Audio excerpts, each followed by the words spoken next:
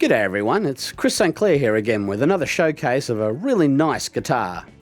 The guitar in question is the Music Man BFR Axis, which is actually quite a storied guitar with some really nice touches, so let's go.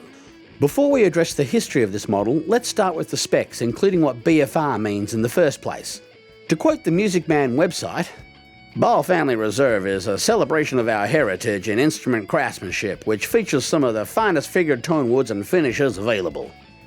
These rare pieces are offered in limited production runs and allow us to present instruments to the public that were previously reserved for our family and our loyal artists.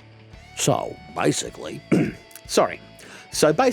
BFR guitars are made from the very best selected woods and they are only made in very limited runs. So with a BFR, not only do you get a top-notch guitar, you get one made out of the finest woods the maker has to offer.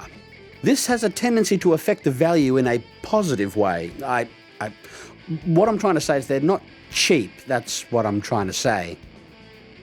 Further to this, there is actually a really interesting story involving an Eddie Van Halen connection, which we'll get to a little later in the video, but for now, let's get to those specs.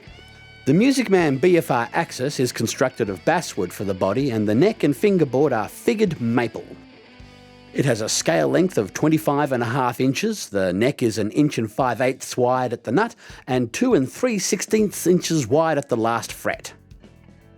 The headstock has a nitrocellulose finish which matches the body and is equipped with shallow M6 LA tuners with pearl buttons. You'll also notice how the nitrocellulose stops at the first fret on the back of the neck. The finish on the neck is a gunstock oil and hand-rubbed special wax blend. This neck finish is a personal favourite of mine. And a nice BFR touch is the ringed pearl inlays topped off by the BFR logo at the 12th fret. And the neck meets the body at a 5-bolt sculpted joint. The body has a quilted maple top known in the BFR lexicon as a monster top with a transparent black finish and cream binding. The pickups are a pair of custom Damasio humbuckers all controlled via a single volume knob and a 3-way toggle switch. The double-locking tremolo system is a Music Man branded shallow unit which, just as Eddie liked it, is set up flat to the body and only travels downwards. And speaking of the legendary Mr. Van Halen, he actually had a hand in making this model of guitar what it is today.